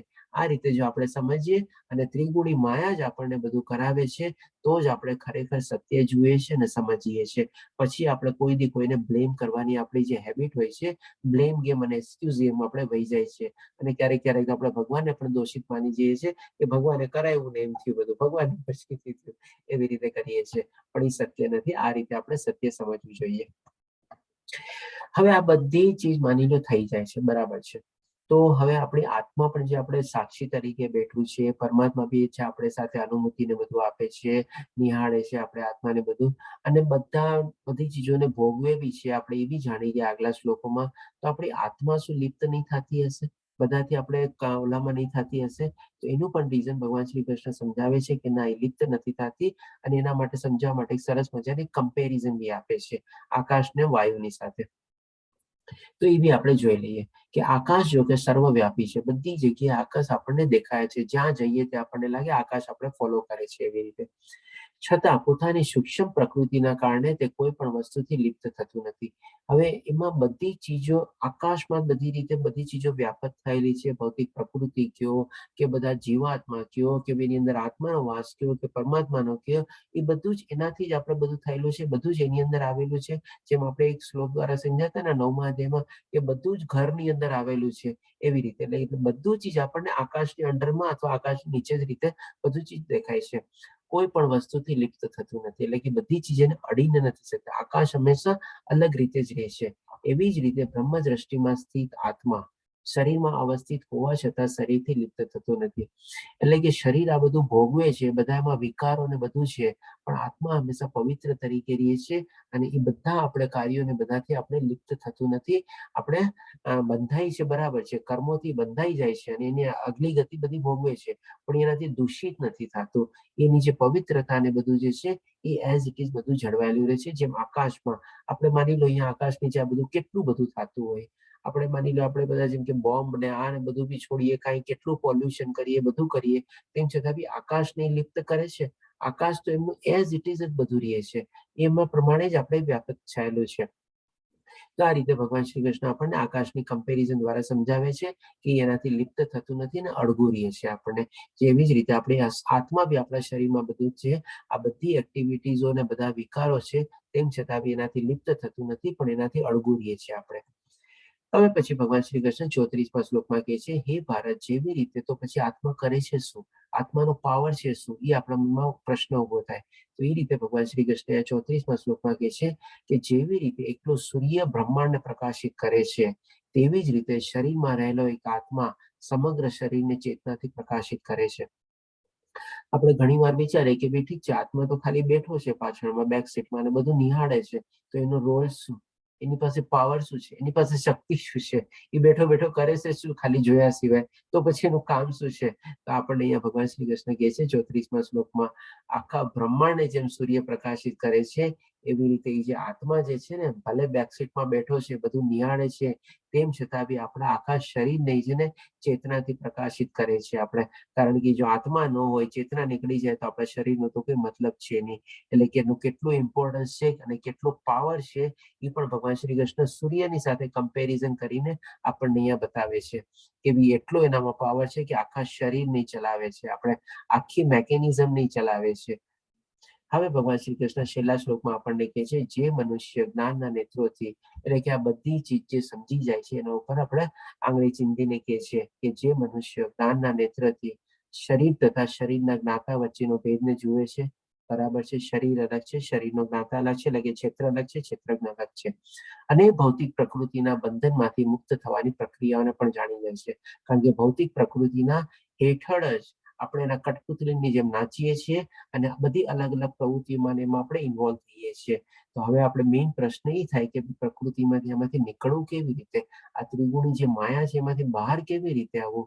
ત્યારે એના માટે ભગવાન શ્રી કૃષ્ણ કહે છે, મુક્ત થવાની પ્રક્રિયાને જે જાણે છે તે પરમ ધ્યેયની પ્રાપ્તિ કરે છે. પરમ ધ્યેયની આપણને શું ખબર પડી ગયું કે આપણો ધ્યેય શું છે, તો કે પરમાત્માની પ્રાપ્તિ, અને પ્રાપ્તિ તરફ આપણે આગળ વધી શકીએ છીએ જે આ બધી ચીજ જાણી જાય તો. એટલે કે આ શ્લોકમાંથી જ હવે આગલો અધ્યાય શરૂ થશે, જે 14મો અધ્યાય છે, જે ગુણત્રય વિભાગ યોગ અથવા તો ત્રિગુણી માયા ઉપર આધારિત છે. જેમાં ભગવાન શ્રી કૃષ્ણ આપણને બહુ સરસ રીતે જણાવશે કે આ ભૌતિક પ્રકૃતિમાં જેમાં 3 ગુણો છે, એ 3 ગુણો આપણા ઉપર કેવી રીતે પ્રભાવિત કરે છે, કેવી રીતે આપણને નિયંત્રિત કરે છે, કેવી રીતે આપણને કંટ્રોલ કરે છે, કેવી રીતે આપણને કઠપુતળીની જેમ નચાવે છે, અને એના હેઠળ આપણને આવી જઈએ તો આપણી પ્રવૃત્તિઓ કેવી હોય છે, આપણી મનસ્થિતિ કેવી હોય છે, આપણી ગતિ કેવી રીતે થાય છે, એ બધું આપણને સમજાવશે ભગવાન શ્રી કૃષ્ણ સરસ રીતે. અને લાસ્ટમાં જઈને ભગવાન શ્રી કૃષ્ણ એને આપણી બંધનમાંથી મુક્ત કેવી રીતે થવું, એને ઓળંગવી કેવી રીતે, એને સરપાસ કેવી રીતે, એને ઓવરટેક કેવી રીતે કરવી, એ પણ ભગવાન શ્રી કૃષ્ણ આપણને આગલા અધ્યાયમાં પછી સમજાવશે જ્યારે અર્જુન પૂછશે ત્યારે. તો હવે આપણે 14મા અધ્યાય તરફ આગળ વધશું કાલે આપણે. તો ટીલ ધેટ આપણે હજી રાહ જોઈએ. તો અહીં આપણે 13મો અધ્યાય પૂરો થાય છે. પાંચકલ્પતરુ છે, પતિતાનાં પાવનેભ્યો વૈષ્ણવેભ્યો નમો નમઃ. હરે કૃષ્ણ કૃષ્ણ કૃષ્ણ હરે હરે, હરે રામ રામ રામ હરે હરે. તો હવે કોઈને પ્રશ્ન હોય તો લઈ શકીએ છીએ આપણે. મારા ખ્યાલથી જિજ્ઞા માતાજીનો હેન્ડ પહેલા જ રેઝ થઈ ગયો છે, સ્ક્રીનમાં દેખાય છે સામે મને. તો જિજ્ઞા માતાજી આપ પૂછી શકો છો. હા, પ્રભુજી ટાઈમમાં થઈ ગયું છે, સમય બી છે આપણી પાસે. પ્રભુજી એવું કે છે કે બધું જ એવું કહેવાય કે બધું પ્રી ડિસાઇડેડ છે. આપણે એકવાર એવી વાત થઈ કે બધું પ્રી ડિસાઇડેડ છે, તો પછી અને અત્યારે એવું વાત થઈ કે આપણી આત્મા છે એ આ પ્રકૃતિના 3 ગુણો જેને હેન્ડલ કરે છે, તો કરે છે શું ખરેખર? આત્માને છે ને પ્રકૃતિના 3 ગુણો હેન્ડલ નથી કરતી. આત્મા એનાથી પરે છે. ઈ આપણે એક શ્લોકમાં સરસ રીતે સમજી ગયા કે પ્રકૃતિના 3 ગુણોની હેઠળ આત્મા નથી આવતી અથવા પરમાત્મા નથી આવતી. રાધા આત્મા અને પરમાત્મા એના નિયંત્રક છે. આપણે એની ઉપર છે આપણે. એટલે આ થોડું કન્ફ્યુઝન જેવું લાગે છે કે આમ એમ કે છે કે આપણે આત્મા જે છે એ જ છે બધું, બરાબર? તો આ પ્રકૃતિના 3 ગુણો કોને કંટ્રોલ કરી રહ્યા છે? આપણે કોના અંડરમાં આવીએ છીએ? સપોઝ ઘણા લોકો એવા હોય છે જેને બહુ ગુસ્સો જ આવતો હોય, કોઈ પણ વાત હોય તો એને ગુસ્સો જ આવતો હોય, તો ઈ પ્રકૃતિ કઈ રીતે કંટ્રોલ કરે છે? ઈ કોને કંટ્રોલ કરે છે? સંક્ષિપ્તમાં આપણે કહી દઉં, પણ ડેફિનેટલી આપણે કાલનો અધ્યાય તમે જોડાયેલા રહેજો. એ અધ્યાયમાં આપણને આપણા પ્રશ્નોનો એકદમ સરસ રીતે જવાબ મળી જશે. આપણે જે છીએ આપણે પ્રકૃતિના 3 ગુણોની અંદર આવેલા છીએ આપણે. અને આત્મા છે એનાથી ઇન્ડિપેન્ડન્ટ છે, સેપરેટ છે, એનાથી પરે છે, અને ઈ 3 ગુણોને આપણે નિયંત્રણ કરે છે, એટલે કે આ પરમાત્મા. હરે કૃષ્ણ. અને આગલા અધ્યાયમાં આપણને આ બધી જ સંપૂર્ણ રીતે ક્લિયર થઈ જશે એકદમ. કારણ કે આત્મા ખાલી સ્પેસિફિકલી એના ઉપર જ દ્રષ્ટા છે. આત્મા ખાલી દ્રષ્ટા છે. આત્મા ખાલી દ્રષ્ટા છે, બસ. આત્મા ખાલી નિહાળે છે બધું, ખાલી બેક સીટમાં બેઠા બેઠા. અને પરમાત્મા જે છે એ સાક્ષી આપે છે અને અનુમતિ આપે છે. અને એ પણ ચીજ આપણે ઓર સરસ રીતે આગલા અધ્યાયમાં બી કવર કરશું કે પરમાત્મા ક્યારે સાક્ષી બને છે અને ક્યારે અનુમતિ આપે છે. અને હજી એના એડવાન્સના બી 2 સ્ટેજ છે. આપણે અનુમતિ આપ્યા પછી છે ને પછી આપણે દિગ્દર્શક બની જાય છે આપણા, એટલે કે આપણા ડિરેક્ટર બની જાય છે. અને પછી જેને છે ને એ કંટ્રોલર બની જાય છે. જેમ ભગવાન શ્રી કૃષ્ણે અર્જુનની જીવાદોરી લઈ લીધી પોતાના હાથમાં સારથી રૂપે, અને એને આપણે સરસ રીતે ભગવાન અર્જુનને પોતાની હાથમાં લઈ યુદ્ધ લડાવ્યું, યુદ્ધ જીતાડ્યું અને એ રીતે કર્યું. તો એ રીતે બી ભગવાન શ્રી કૃષ્ણ આપણા નિયંત્રક અને કંટ્રોલર અને પણ બની શકે છે. આપણે એ સ્ટેજ સુધી આપણે પહોંચવું જોઈએ, ત્યારે આપણને અનુભવ થાય છે. નહીં તો ખાલી આપણે પરમાત્માને સાક્ષી અને અનુમતિ તરીકે જાણી શકીએ છીએ આપણે. હરે કૃષ્ણ પ્રભુજી. હરે કૃષ્ણ દાદાજી. જોડાયેલા રહેજો. આ બધા પ્રશ્નો હવે ચલો, આ બધા એકદમ પ્રેક્ટિકલ અધ્યાય છે. આ બહુ જ ઇન્ટરેસ્ટિંગ અધ્યાય છે. આમાં બહુ જ મજા આવશે આપને. હરે કૃષ્ણ. હરે કૃષ્ણ. ધર્મેશ પ્રભુજી, આપનો પ્રશ્ન લઈ શકીએ છીએ આપણે, કારણ કે આના પછી બેક ટુ બેક આપણે બીજો આપણે ભક્તિ વૃક્ષાનો બી ક્લાસ શરૂ થશે. એમાં આપણે માઇન્ડ કંટ્રોલ ને આપણે થર્ડ ઓલો પાર્ટ બી કવર કરશું.